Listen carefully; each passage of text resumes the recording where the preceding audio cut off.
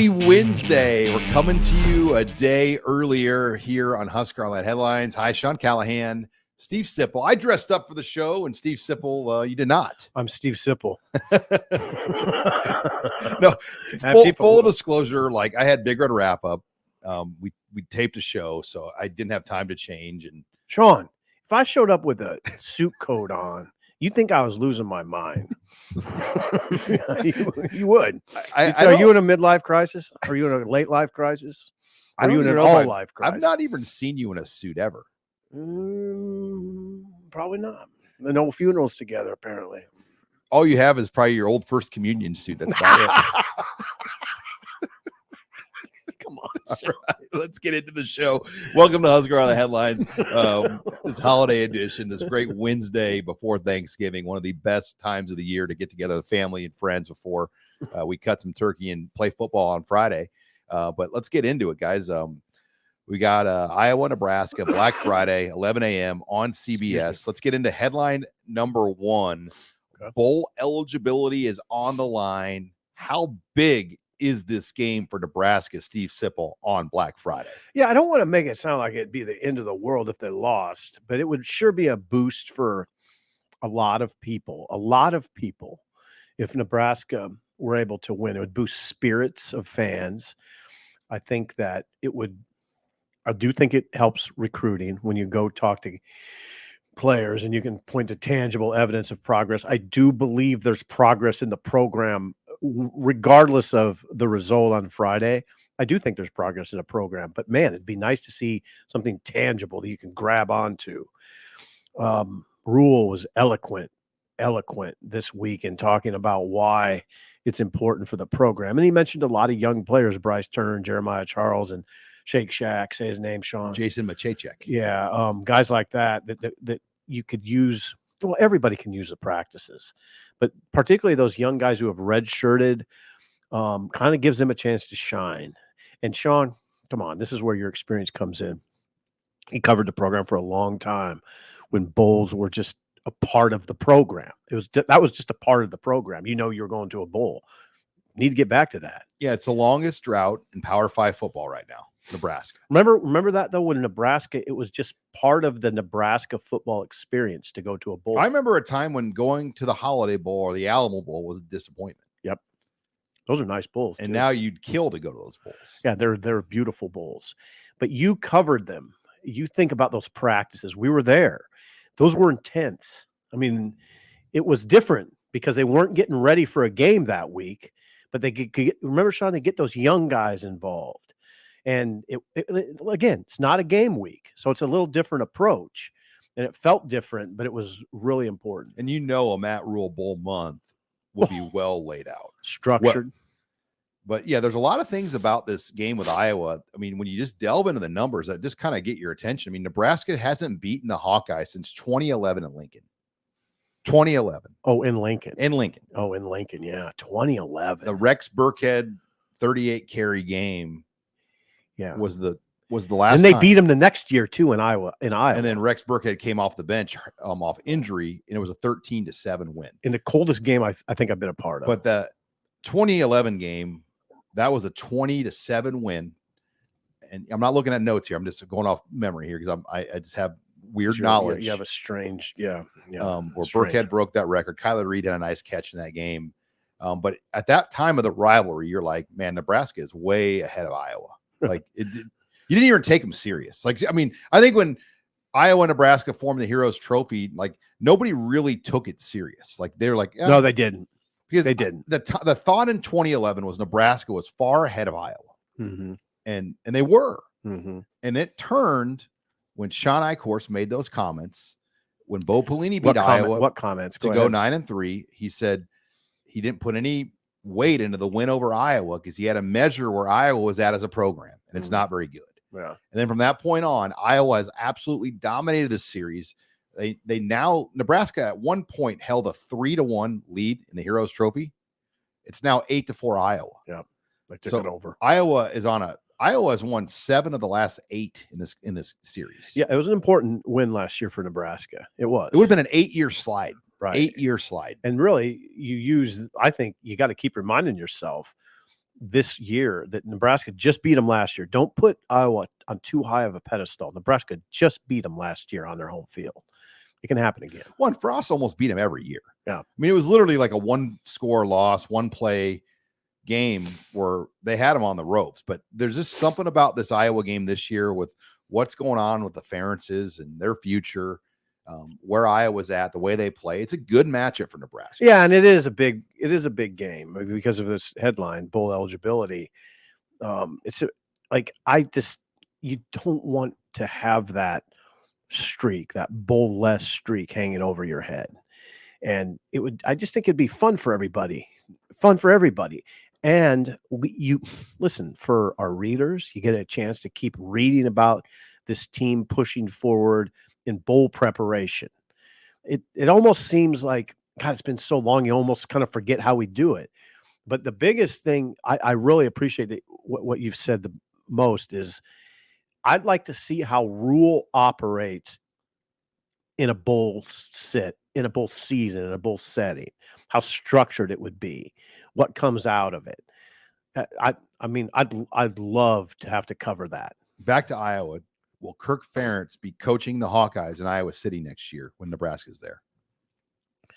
I mean, Kenny Miller's a friend of mine who works Iowa radio. He gives a 60% chance that he's coaching next year. That he is coaching next year. Now, that's a 40% chance he's not. And thinking about Iowa without Kirk Ferentz is almost it's hard to even imagine it, because his personality is all over it, and you just know what a Ferentz team is. Hayden Fry is revered by Iowa. Yeah. Do you put Kirk Ferentz ahead of Hayden Fry now, without a doubt? Yeah, I'd have to look back at Hayden's record, but I think Ferentz has got to be better. The timing for Ferentz, though, he's very close to 200 wins. Okay. But his win percentage as a head coach is right at 60%. Okay. Guess what the criteria is to be inducted in the College Football Hall of Fame? Was it 60? 60%. Yeah, so he's really close. I mean, he's got 200 wins doesn't matter, but he's a Hall of Fame coach right now. Yeah, he's been their head coach since 99.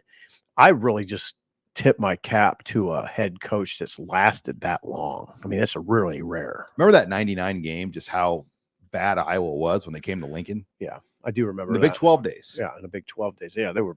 I mean, now it's a tough-minded team. Everybody makes fun of the offense, and I get it; they're terrible. But you have to beat them, and that's the best. That's the best compliment I can give Iowa. You have to beat them. They don't give you the game. Nebraska will have to take this game. They'll have to beat Iowa. It won't be a team that comes in here and hands Nebraska anything. All right, you're listening here to Husker Online Headlines. Before we take it to headline number 2, Husker Online Headlines brought to you by Bauer Underground. We're excited to partner with Bauer. They've got a lot of great opportunities to work in different fields and industries.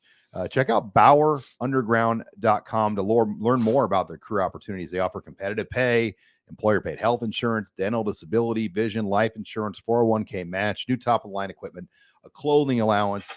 It doesn't matter if you don't have experience. They're going to train the right people to do the job the right way. They're looking for people. They want good people to work for them because they've got unbelievable company culture at Bauer Underground. They take great care of their employees. We'll see them at the game. They have a skybox, Bauer, and all their infrastructure workers are up there every game, enjoying the Husker game, enjoying their big company tailgate party because they take care of their people that work for them. And if you don't believe me, read the testimonials on their Facebook page.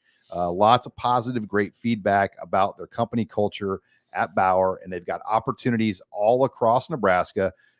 They're a Nebraska-based company, family-owned, based out of Norfolk, but opportunities all across the state.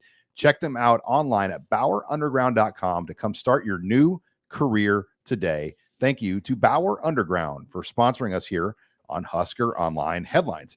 All right, headline number 2. It's senior day, Steve Sipple, but one player that will not be making a walk on senior day is defensive lineman Ty Robinson. He announced he'll be coming back for a 6-year of eligibility. This is massive, massive, because you think about Ty Robinson, what his value would be as a portal type guy. Ooh, what would it be? Hundreds of thousands of dollars. Do you think a lot of teams would be after him? 30, 40 Power 5 options. I mean, yeah, he can. Okay, Casey Rogers. Yeah, remember how many options he had? he did. Who's a better player? He went to Oregon. By the way, he went to Oregon. He's playing. I And- think he's playing. Yeah, he plays.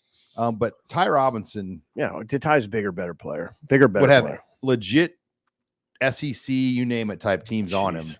But a lot of things come to my mind here. One thing that comes to my mind about this decision was Garrett Nelson. Garrett Nelson could have come back for not a 6th year, but a 5th year. Mhm. Chose to go pro, went undrafted. Yeah. Got Out an of undrafted free agent deal with the Dolphins. Got let go. Got practice squad by the Dolphins and the Bengals. He's out of football right now. Mhm. I think a guy like Ty Robinson will make more money guaranteed, at least at this point, than the risk of going into the NFL. Interesting. That's NIL's changed the landscape a little bit. And Because what option that now is his decision different if that option's not there? If he's not looking at 6 figures from Nebraska, I don't know. But the fact is, you're right. He's going to be highly paid. Rule brought up an interesting point too about those grades, because I do think What grades? when the NFL gives you the prospect draft grades, Okay. a lot of times you get kind of the pie in the sky projection. Yeah. And Yeah. he goes, it's great that they tell you a 3rd round guy, but what if they tell 80 guys they're 80 third third round guys, because there's not 80 third round picks. and I'll be honest, that happens a lot. No. Because we've seen it over the years where there's some really good players that declare and they don't go till like late. Okay, you're right. Now there's something else I'll add to this. What it means to me is this, and this is what should excite Nebraska fans. You look at Nebraska's 3 deep across the D line positions, the 3 D line positions, 3 deep, all of them are back. All players are back. Assuming Nash Hutmacher Well, where's returns. Nash going? Yeah.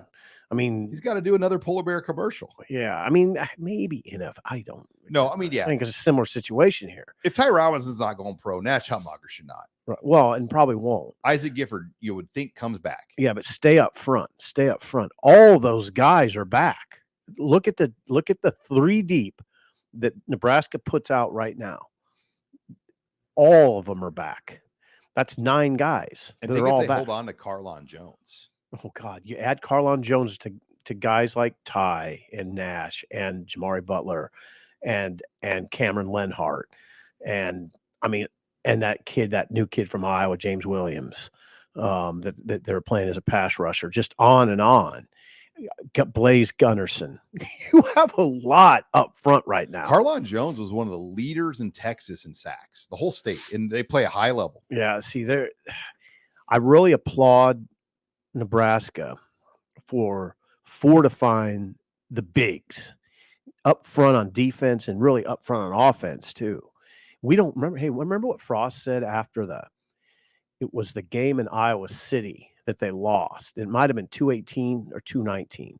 They lost in Iowa City. And remember what Frost said, that he was down on the field before the game and he was looking at the Iowa players and said, why are they so much bigger than us? In the Michigan game as well. Yeah, well, Nebraska largely has taken care of that. They're big. I mean, they're a big, strong team, and up front. And I will say, I mean, Frost's staff Help that. They recruited big bodies. Yep. The problem is they didn't develop them well. And you can point that at a lot of things: Mhm. nutrition, strength training, coaching, all of them. Mhm. But Rule and his staff have already proven early on to do a very good job. I mean, look how Pretty much good. better Robinson and Hutmacher look. Oh God, yes. They move better. They look Yep, better. They look better. They're making better plays. Yeah, and keep in mind that Ty Robinson, he was hurt all spring. He really hasn't really kicked into gear at the level he wants until recently. And that's why he's coming back, because he sees what he's doing now. And Sean, what do you think he's thinking? Ooh, I can do this next year, probably even at a higher level. And that's when you get the cha-ching. I mean, you're a 6'6", 320 pounder that can move like him. You will be marketable to NFL team. Yeah, and he still can clean up his game. I mean, Oh yeah, he's got a lot. Yeah, use a baseball analogy. He's a home run hitter, but he still has strikeouts. he had a lot of strikeouts. And, he's going to hit a lot of home runs, but he is going to strike out sometimes. And I think if he can clean that up with another year of Terrence Knighton, he could push himself into a higher round spot. Kind of look like Mike Scotia I look like Mike Scotia. a little bit. I'm a Dodgers fan. He's an angel. Well, You don't look like the Dodgers manager, if you know what I mean. Cut. All right. Before we take it to headline number 3, thank you for joining us on Husker Online Headlines. Husker Online Headlines is brought to you by CHI Health. I want to tell you about their priority care. It's the holidays. You're going to be seeing lots of families, shaking lots of hands, running into lots of people, or you're just tired, running yourself down, and you don't have time to get an appointment, schedule an appointment. I want to tell you about priority care at CHI Health. Here in Lincoln alone, they've got 3 great locations, 40th in Normal and Van Dorn area. The location I use is on 40th and Yankee Hill, and then 84th and Holdridge. They've got 16 of these across Nebraska, Omaha, Council Bluffs, Lincoln, Grand Island, Kearney. Hours. This is the best part. 7 days a week. You can go in on Sunday, Saturday. It's 8 a.m. to 8 p.m., 7 days a week. No appointment necessary. And if you need to get seen, you want to get a medication for something that you're battling, they can get you squared away. They can give you stitches. They can do anything. I mean, they're a well-equipped place to go at priority care at CHI Health. I've had to use it several times with my daughter and myself, and you're in and out of there 30 minutes. It's a great service to help you get over the stuff going around, cold, flu symptoms, sinus infections, ear infections, cuts, bruises, sprains, respiratory illnesses, sore throats, UTIs, you name it. No appointment needed. Walk-ins, not walk-ons, Steve Sipple, walk-ins are welcome. So check it out at chihealth.com/priority care. Thank you to CHI Health for sponsoring us here on Husker Online Headlines. All right. Headline number 3.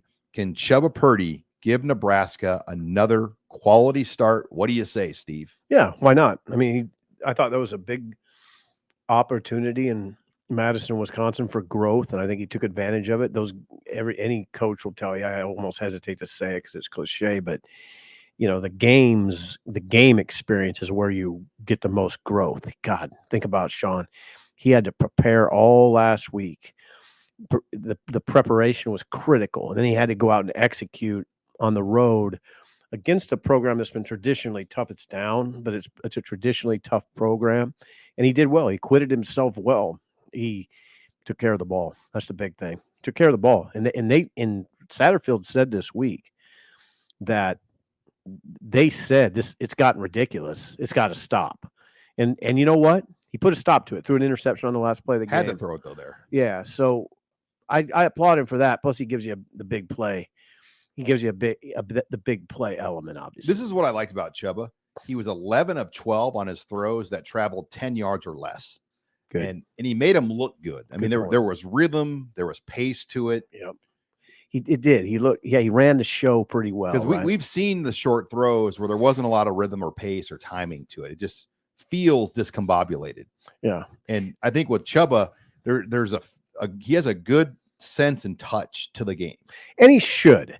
The thing about Chuba that's interesting to me is this is his 4th year now in college. He's a 4th-year sophomore. Okay. Sounds like you as a sophomore in college. No, it does not. He's a 4th-year player. And, you were a senior at that time. I was a senior. He's like a senior, basically. But he's a sophomore. So I think he sees this like it's time. I mean, this is what would hold me back at this point, other than that groin issue he's got. Don't you think watching his brother too? Like, I mean, he goes from literally the last pick in the NFL draft to now starting for one of the best football teams in the world, the 49ers. You can't get into a guy's mind, Sean, but I would think that would help him. Who knows what he thinks up there, but I would think that would help him. But I just think, I hate to use urgency. The word is overused, but I think that he might feel that a little bit. Like, it's time. I hope to God he does. And I hope he feels it right now going into the Iowa game. The thing about Chuba, he's really well liked. I know. In that locker room. Yeah. I mean, he is beloved by everybody. And I hope he's respected.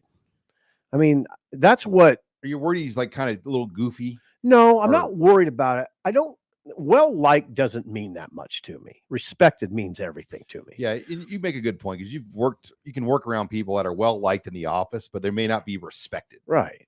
Respected is Tommy Frazier. He wasn't well-liked. But he was well-respected. And that's what I hope Chuba is. I hope the guys, and they seem to, he commanded the huddle. Isn't it interesting, Sean? that you can talk about Nebraska and say, and hear Bryce Benhart say he commanded the huddle well. That just sounded beautiful to me. There's not a lot of places that a quarterback has to command a huddle. He has to command a huddle. And Sean, I don't know. You watched the game. I thought he did a good job of running the show, managing the game. Well, and you think about Chuba's background. I mean, Mike Norvell is a pretty good football coach at Florida State. Obviously. Guess who was his first quarterback recruit was at Florida State? How about that? Chuba Purdy. Is that right? So that and then he was beat out, I believe, by Travis. I don't know who he was beat out by. Well, Travis won the job. Class of 2020 is what Chuba was. And Chuba had an opportunity or was thought to be that. Then the job got taken and he wasn't going to have a path to play there and he left. You're probably right because Chuba was 2020 and Jordan Travis is a fifth-year senior. Yeah, so that makes sense. The job got taken at that point. Yeah. And Travis was a surprise, I think, the way it kind of all materialized. Well, now he's hurt for the year. He's hurt for the year, but he before he got hurt, he moved himself into Heisman contention. He's having a great year, Jordan Travis. Anthony Grant was at Florida State too. That's together with Chuba. Yeah. Think about. And by the way, Anthony Grant practiced on Wednesday, so we'll see if he'll play. That's one we don't know on his status for Anthony Grant, and with the injuries that he left the game with an injury. But Heinrich Haarberg, is he available? Would he play if they have to? I mean, would they go back to Haarberg number 2, or would they go to Jeff Sims number 2? That's a good question. Haarberg is practicing. He practiced this week. But how close to 100%? That's the question. And it is a question because you could see it becoming a situation. Here's the thing about Chuba. Sean, if he had to become the quarterback for Nebraska, the starting quarterback, 4 games into the season and play 5 straight, I don't know if Chuba could do it with the groin issue. I don't know if he could play 5 straight games and have that, we'll say, groin issue hold up. He had a critical quote yesterday where he said the coaches basically told him, if we need you, you're going to have to play, which indicates there was some thought that maybe we shouldn't do it or that it's not the best thing. But if we need you, you're going to have to play. How much pain is he managing, is my question. Well, again, I think it would be harder for Chuba if he was doing this over a 6-game stretch, not just 1 and now 2. And then if you win, get some rest, play a bowl game, and then get surgery.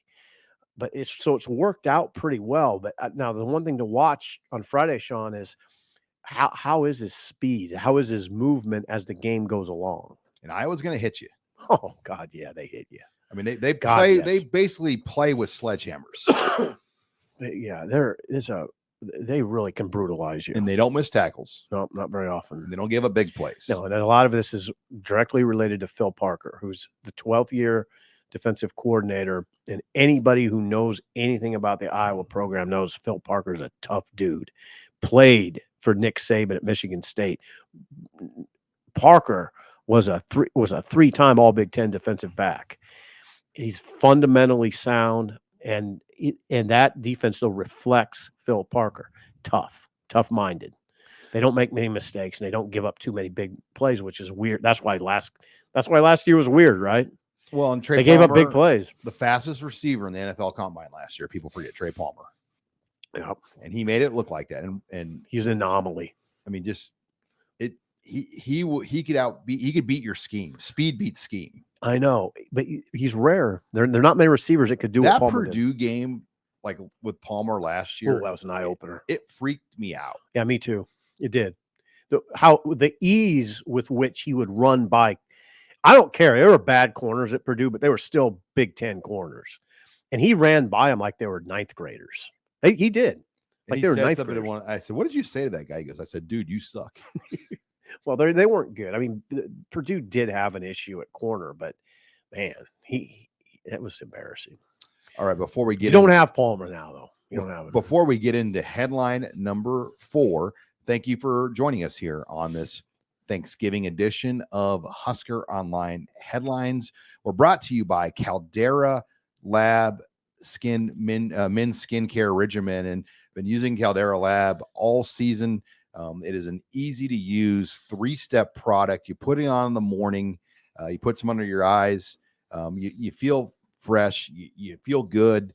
And most importantly, 94% of men have shown to look younger and shown proven results by using Caldera Lab skin products. And they've got a great thing going right now for Black Friday, 30% off right now on their site wide. Also, you can use promo code Husker. We've got a 20% offer as well involved in there, but take advantage of that, as well as the different specials they have on Caldera Lab.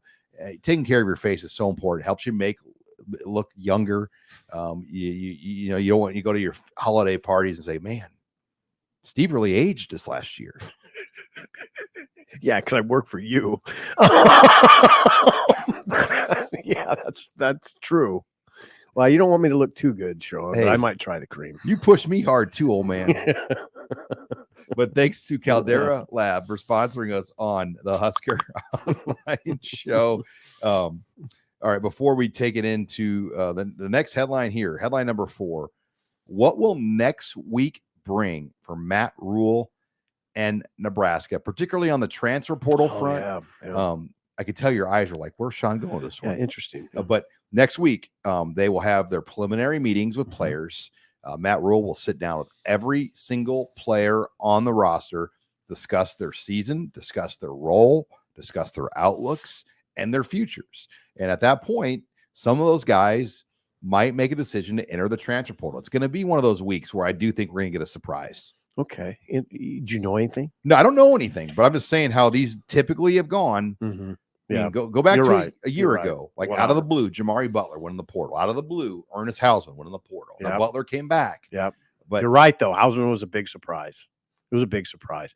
Rule this week, the quote of the week, I thought from Rule, and it pertains to this conversation, was when he said, if you did an autopsy of our program, you would cut it open and find that it's about as healthy as can be, and that the players feel cared for, they feel developed. And so I agree with you. There's going to be some guys that leave because it's 2023 and guys leave.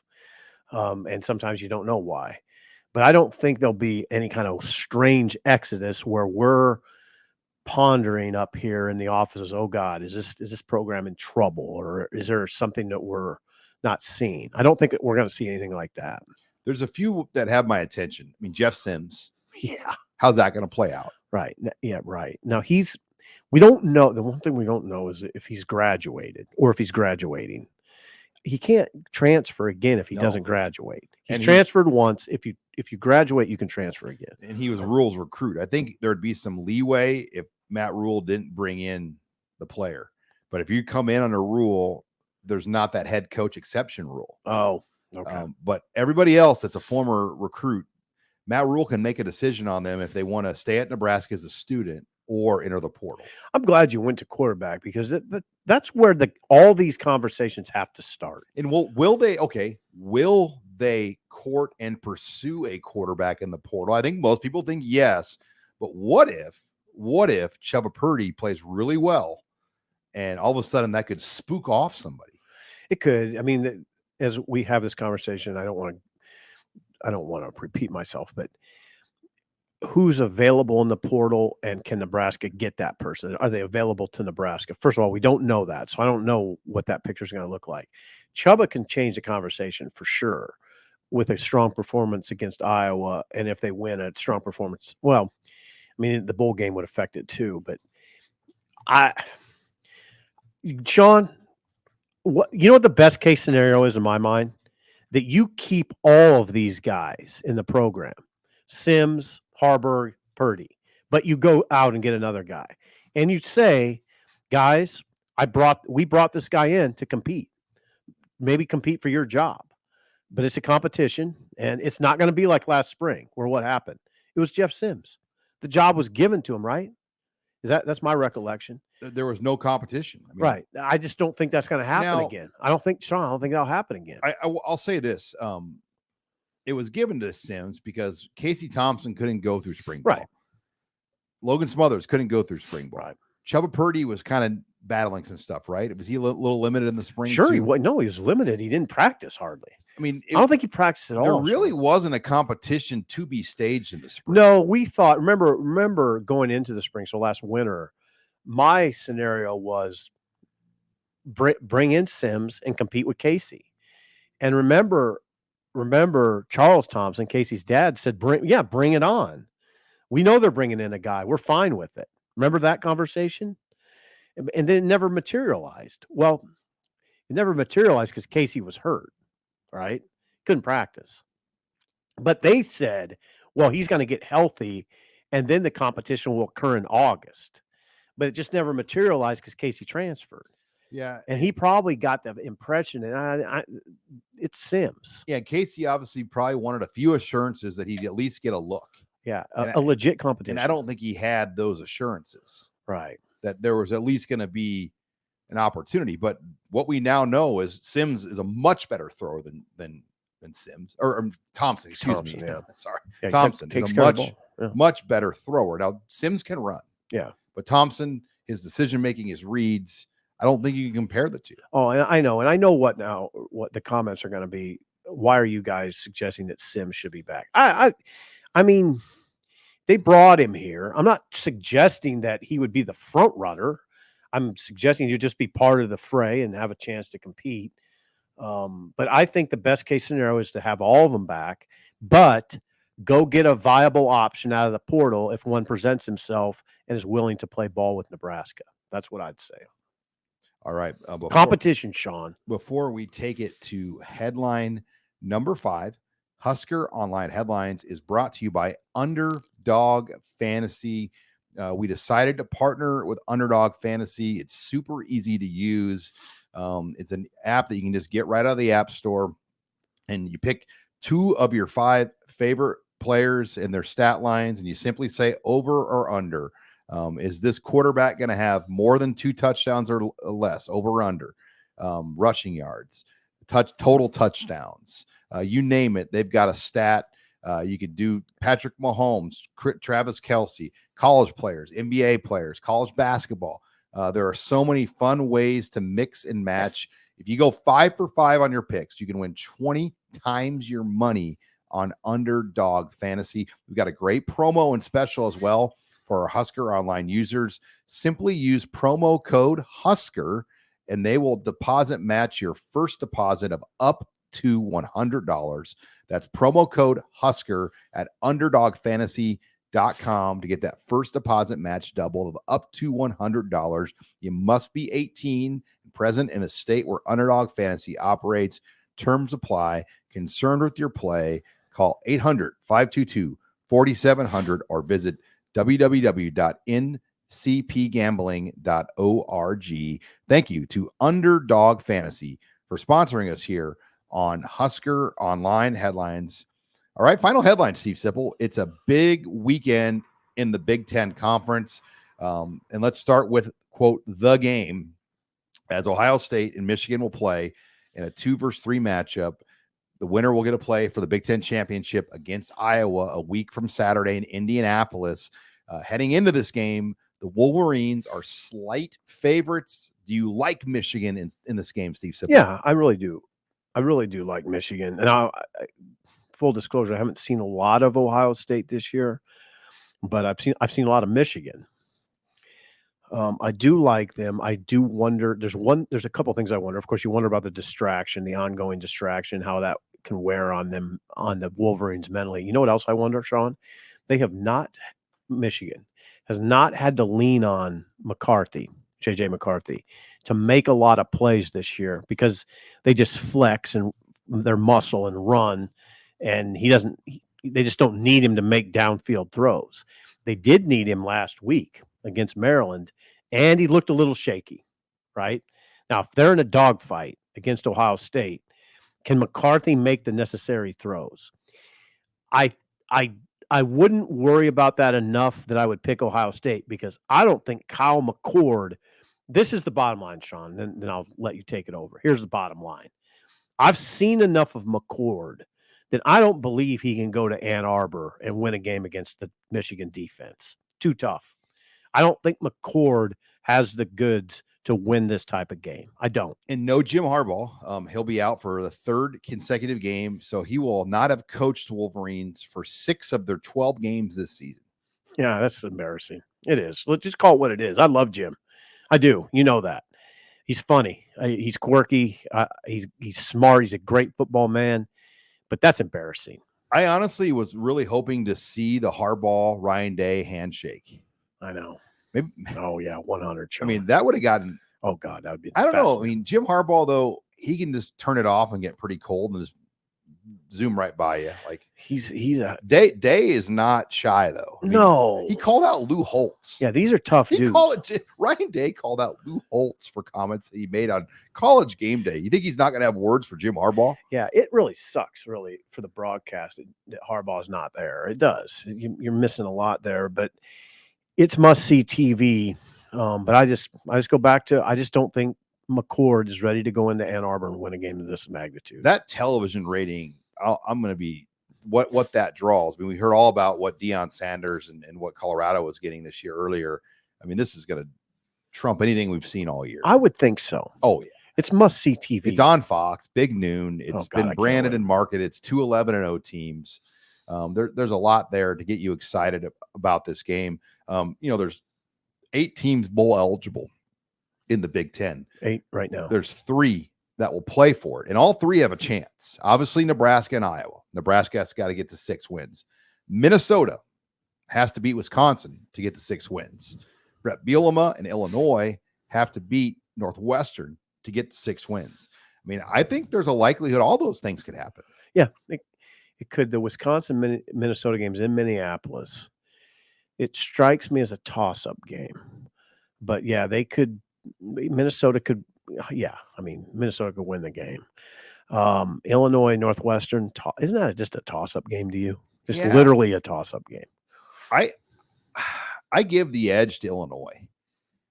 I just think Brett Bielema is going to win this one. I mean, wow, you got to give me a reason. Because they've played well in the last month. It's not like they should have. So is Northwestern. Yeah, but Illinois has played really well. I mean, they've looked impressive. I mean, they're a better team now than they were when Nebraska played them. Yeah, I agree with that. They're not going to be surprised by Northwestern. I think a few people were surprised by Northwestern. Now they're no longer a secret.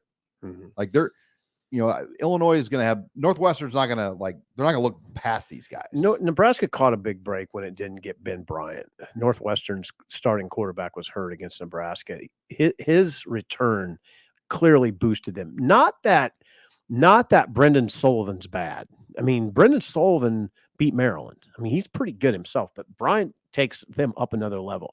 I'm not agreeing with you on this. I like Northwestern in that game. You think okay. Yeah, I say toss up, but I would lean more Northwestern. Now, Wisconsin, if you really pin me down. Can Mordecai and Braylon Allen give them another game like that? Mm-hmm. And in Minneapolis. And this could be Braylon Allen's last game. Like I could very well see him not playing in the bowl game. I like him.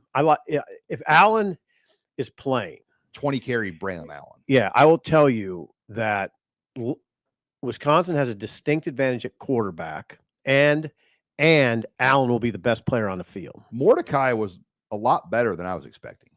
Oh, he was good. Like he was way better. Way better as a runner, right? Well, just keeping things on schedule. Yeah, tough guy. You can tell he's seasoned. That's the thing you saw about Mordecai. Very seasoned. Doesn't get rattled. And I don't know why this is, but it feels like Nebraska is like when it's like 3rd and 12, they're like one of the worst teams in the country on that down. Like, it's like, stopping it. Yes. Yeah. Like there's so many times like, okay, they got him.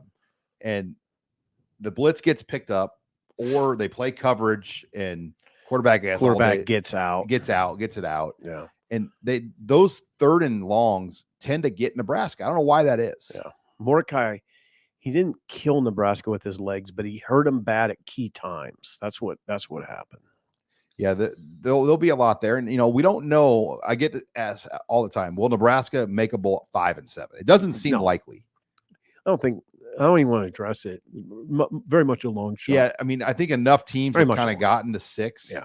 And then there's enough teams that will play for 6 that it would take a lot of wrong things to happen for that to play out. God dang, Sean. I mean, just get to 6. I mean, you get to 6, and Friday's just a beautiful thing. I mean, it's just you beat Iowa, you beat a ranked Iowa team. Largely, all your sins of November are forgiven. If they get to 6, there'll be margarita trucks backed up in the post office parking lot for you, Steve Sipple. Yeah, and I'll have at least 2. But I mean, I just want you to think about the ramifications. If they beat Iowa, they beat a ranked Iowa team to get to a bowl. I mean, listen, again, I don't want to overdo this too much because I believe the program's in a good place, win or lose. But I think it would help everybody if they were able to win this game. And think about the veterans. Just a sense of advancement. And think about the veterans, Newsom and Reimer and Newely, guys like that would go out. These guys have been good soldiers and good players, and they would go out with that. And I hesitate to do it because I've missed some guys for sure. But think about those seniors that have been such good dudes and get them to a bowl. I hope that they really want this bad. Well, it should be interesting. 11 a.m. on CBS, and we'll be back for Husker Online Postgame Live. That will be around 5 o'clock on Friday. So we'll wrap up Iowa, Nebraska on Husker Online Postgame Live. And we've got a great special right now. If you're liking what we talk about on the show, well, it's that much better on HuskerOnline.com. You can get 2. This is just a YouTube only special, so don't go whispering it to other people. This is Whisper. for our YouTube Husker Online viewers. We're going to give you 2 months for $1. That's 2 months for $1 with promo code NU1. 2 months for $1 to try out HuskerOnline.com, our website here. We got a lot going on too with the transfer portal opening up and things happening. This would get you all the way through all the silly season, as they call it, Steve Sipple. Wow, that's a great deal. Seriously. Silly season is going to be great. You're just going to give, you know what you're going to do? All your friends, hey, I'm going to give you 2 months of Husker Online for $1. Merry Christmas. It's not a bad idea. 2 months. For it's very, it saved me some money. All right. We appreciate everybody. Thank you to our producer, Trey Yannity, for hitting the buttons and producing behind the scenes. Trey, happy Thanksgiving to you, and happy Thanksgiving to everyone. We've had a great, fun year on Husker Online. We've enjoyed doing these shows. They've gotten more and more popular as we keep doing them, and we appreciate the support, the viewership, the listenership. For Steve Sipple, I'm Sean Callahan, signing off for Husker Online Headlines.